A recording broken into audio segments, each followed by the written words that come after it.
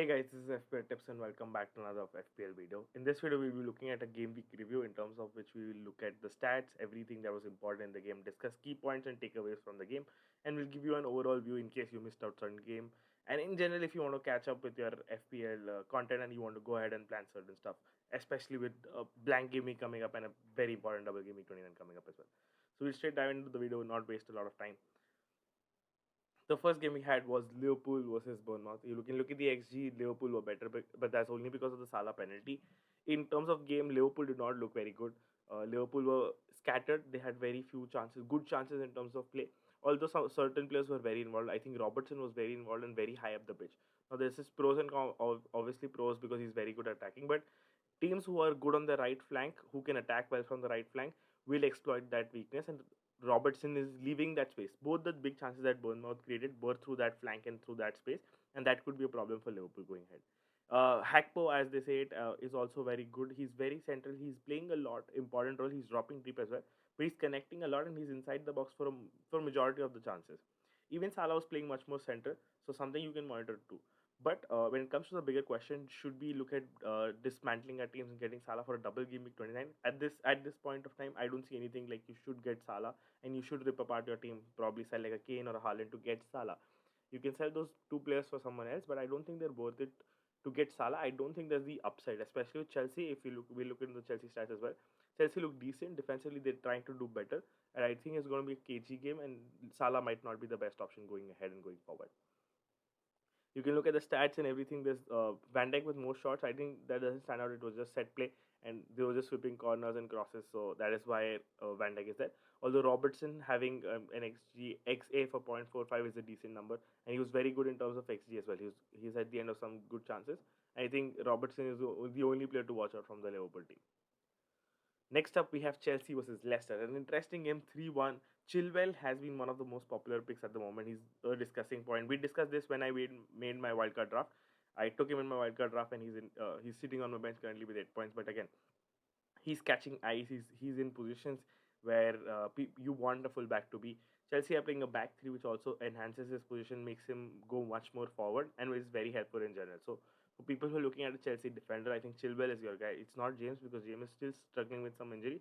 Chilwell is probably the safer one, and he's also much more attacking. He's hitting form, and he's sort of a streaky player, so I expect him to gain points. He's also on set pieces, which is very helpful. Apart from that, Havertz and Felix both look very good. Havertz is high on numbers this game week because he had certain chances. He scored a goal as well. But when you look at the overall picture of the game, Felix is much more involved. Although he's very unlucky recently, he's hit the post like almost every game.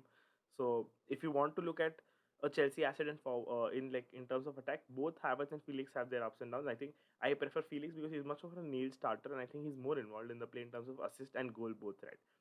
When it comes to Leicester, I think one player that stands out obviously is Madison. He's averaging almost one big chance every game from the restart. He's putting up good numbers. There is a haul due in him, and I think you should look at Leicester assets, especially Iheanacho and Madison. Between the two, I still feel Madison. Obviously, both don't have penalties. I don't know if Iheanacho will be on penalties, but at the moment, Madison is not on penalties. He's on set pieces, which helps him. And Leicester had decent chances. They had high XG in terms of shots overall in the game. Leicester had more shots than Chelsea, so that is also something you can put note of. Leicester are trying to attack much more. They're putting bodies forward. So in the coming double game week, especially in 29 or even in the blank game week 28, Leicester assets will be important. So you need to pick the right Leicester asset. At the moment between Iheanacho and Madison, to me it looks like Madison because he's more of a talisman. Given that he's injury free and he's not, there's no injury concern regarding him. Otherwise, Iheanacho is an obvious second option. The last game against Chelsea, he was bit of a miss out because he was dropping deeper to connect and create more chances and connect play. But apart from that, I think he's very central. He stays inside the box whenever given the chance, and I think that is why I prefer Iheanacho going ahead. But again, he could also be benched one of the odd games, and still for preference, I think Madison is the one if you want to look at. Otherwise, you can look at Iheanacho as the second choice. Next up, we have Leeds versus Brighton 2-all, a game that we expected Brighton to dominate much more, but they did. Certain points that we already discussed and happened exactly in the game. One of them was Solimarsh not being very high up the pitch or central in the game. He was drifting wide. He was staying in a zone in half space zone because they had to do that because of the central defensive midfielder Leeds, and also Junior Firpo is very good in terms of 1v1 defending. So given that Brighton would want to hold the width on that side and Solly Watch would whip in crosses, and that is exactly that happened. He's not very central. Obviously, a lot of debate around whether that should have been a goal or not. I don't think that was a goal and shouldn't have been given to Solly Watch, and exactly that happened. Apart from that, the player that stood out again from Brighton is Mitoma and McAllister. McAllister especially, he's still very central. He's still getting at the end of chances. If you don't have McAllister, I think you should prioritize trying to get McAllister. Probably even over March. March seems like he's more consistently involved in the game, but the upside chase or the higher potential is still with McAllister. Since he's on red hot form, you maybe want to prioritize him. Mitoma again put up decent numbers. He was on that left flank. He was against Ailing, and he was on counter attacks. He was further up the pitch, and he was really exploiting that flank. As expected, the game plan worked out perfectly well for Brighton. There were chances that Brighton conceded. The two goals that Brighton conceded as well were really fabulous goals in terms of individual goals. But apart from that as well, they looked like a leaky side. Brighton. They did not look defensively very compact. So Estupinian owners, I think if you have him, you can hold him. He did not had an exceptional game, but again, decent game. You can still continue holding him, but I wouldn't make a Sanchez to a steal transfer. This game again for the clean sheet potential for double gaming 29. I don't think that's an easy clean sheet there. So very likely you might want to just hold off and see if Sanchez comes back into the team. Another bad game by Steele, and you might see Sanchez playing a game ahead of Steele. Apart from that, Leeds look decent. I think nothing much to talk about because they're not of much importance at the moment. They're not peaking form, and they do not have a lot of relevance for the double game week as well. So would avoid overall. But again, from Brighton, I think Matoma and McAllister are top picks. McAllister has to be a priority with penalties and the position he's taking in the game. Next up, we have Everton versus Brentford, a game where we expected a certainly different outcome. But again, Everton were very good in the first 5-10 minutes. I think apart from that, Brentford were dominating the game. So McNeil had a goal, very wonderful goal. Can't do anything about it. But apart from that as well, in the first 15 minutes where Everton were putting pressure, Brentford should have conceded at least 2 or 3 goals. So again, from a defensive standpoint, I don't think Brentford is a good team. We already knew that, but that's proven with the Everton attack that we saw. So when you're looking at a transfer to probably get a Chilwell or a Shaw, I think your Brentford defender needs to go. And even though they have a double game week, I would rather play a single game week Zinchenko or a Gabriel over a double game week Henry or a Pinnock. Both of these players, when I mentioned Henry and Pinnock, had one chance each in front of the goal and they missed sitters. Absolute sitters. They both had very good chances and they should have scored. But again, they missed both of them. So again, hard luck to the owners. But I don't see defensive solidity in terms of Brentford. I see them conceding even in the double game week. And so when you're looking to sell someone, I think Pinnock, Henry, or whoever the defender you have, Benme, can be going out for Chilwell or Shaw. When you look at the Brentford attack, Tony had one decent chance. Apart from that, he was dropping a lot. So as Tony captainers, if you're looking for some consolation prices in the second game, I don't expect that. But again, he was dropping very deep. He had one good heading chance. He was still inside the box and he's still on penalty. So that could happen. But from the Brentford attack point of view, they were pushing numbers. They were trying to put a lot of players in the opposition half, but not in the opposition box. So even when they were crossing, they were not putting a lot of numbers inside the box, which is something of a worry. I think they're still trying to make play around the box. Something that they could change or look into. But again, long term, if I had to go 3 forwards, Tony would also be out of my list. Beyond 29, maybe you can hold him for 28, 29 because they have a double game week. Although if you have a free transfer in 29, you can afford removing Tony. I would go to Iheanacho or Watkins. Next game we had Tottenham versus Nottingham. Not much in terms of data or things to discuss. Nottingham were very good in terms of attack. Something to take out there. Johnson has been riding on form, so he could also be a player you can look at, but he's not the best attacker. So they are thriving on certain chances and counter attacks. Although at home they're much better, so something you can take note of as well. Kane did his job. Kane scored 2 goals, one from penalty, and looked overall decent. So the player that stood out for me in this game was Richarlison. So if Richarlison continues to start, I think he could be a decent asset, especially because Kane is expensive. He was in positions where he was further highest up the pitch at times. He was very good on counter attacks. He's involved in playmaking. He also earned a penalty, a goal disallowed. So Richarlison had an overall decent game. He was looking very good as well. The only player that I would really look into is Richarlison. XG wise, Kane had a penalty, so that's something there. IU had a penalty, so that's the XG out there. Son had a fairly okayish game. Despite the 4 shots, he was not very involved and very near the box. He had 4 shots, but I think he could have and had in more attacking game. In terms of chances created, he was very good. So again, 5 chances created for Son. Even Pedro Porro had a decent game. So Although I'm not looking at him in terms of an asset because defensively, again, Tottenham don't look very solid. But attacking wise, I think it's Richarlison who I'm keeping an eye out. Otherwise, Kane is hands down the best asset you can own. Crystal City, nothing too much, nothing much to talk about here. City were attacking; they should have scored. Haaland is it's not a case of being out of form; it is just a case of not being able to finish on a certain day. I think he'll continue scoring in the next few games. So it's a very tricky situation where you want to remove or not. I think against Liverpool, Haaland could be hauling big because even this game against Crystal Palace, he had a lot of chances. He should have scored, in fact, on a lot of them, apart from the penalty as well. So probably maybe think about it twice before you sell Haaland to someone because Haaland can haul against Liverpool, especially with how Liverpool look defensively. I wouldn't be surprised if Haaland scores an hat-trick in that game. Uh, Another player that stood out from the Man City side is Jack Grealish. He's playing actually very good football. He's involved in most of the plays that come out, especially when De Bruyne is out. He's taking shots. He's not only taking shots. He's very involved in terms of key passes and crosses and probably chances created. Where you can see as well, chances created. Grealish is up there. Even Ake was up there, but I think it's a game state situation where because Crystal was so deep, Ake was given the license to bomb forward. I don't think that's happening in the next few games. So you can probably take it off a one game situation. Apart from that, I think Haaland and Grealish stand out for me. From Crystal Palace perspective, there's nothing. They were very deep in terms of defensively. They were just prioritizing defense. Yes, the penalty was a bit dodgy to me. I think it was a 50-50 penalty. They could have avoided it. They could have like taken a point out of this game. But no player of concern, no player of interest. Zaha again, he's back. So if he gains form, that could be one thing. But again, nothing really stood out for me for Crystal. So yeah, you can probably avoid them for now.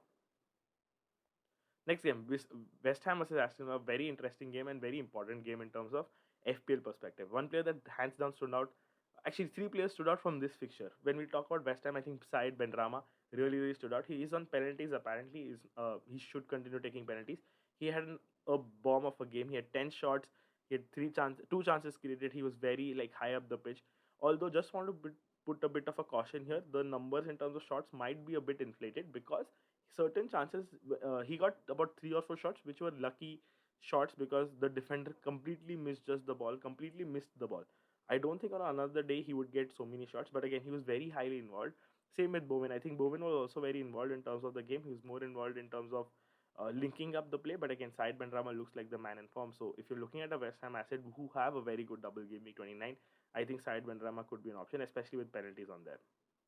When you look at the Villa team, again, Watkins stood out. He scored the goal. He had 4 shots about inside the 4 or 5 shots inside the box. 4 out of 4 shots inside the box. Two of them in the 6 yard box where he could have finished those as well. So really good numbers in terms of Watkins. Apart from that, Moreno also looks very attacking. So if you're looking at a Villa defender, probably an alternative to a Brentford defender. You can look at Villa. You can look at Moreno. The only downside to this is that he'll be getting subbed off very early on, which happened this game as well. He was subbed off for Dini, I think. That could be continuing as a trend. But apart from that, Benrahma hands down very good. Watkins hands down very good. I think this game week, if I had to prioritize between an Ian Archer and a Watkins, I would look at Watkins given Bournemouth's defensive weakness. I think Watkins can do very well in this game. Although he'll not get as much space, but it could be a good game matchup, and Watkins could haul in this one. Nothing out of apart from Watkins, I don't think anyone really stood out for me in the game. Moreno is something that he's creating on his flank, so Moreno is something you can watch out for. But especially when the teams are weaker on the right flank, Moreno is really doing well. He's bombing forward. It could also mean more goal potential for Watkins because he's the one who's whipping most crosses and most accurate crosses inside the box.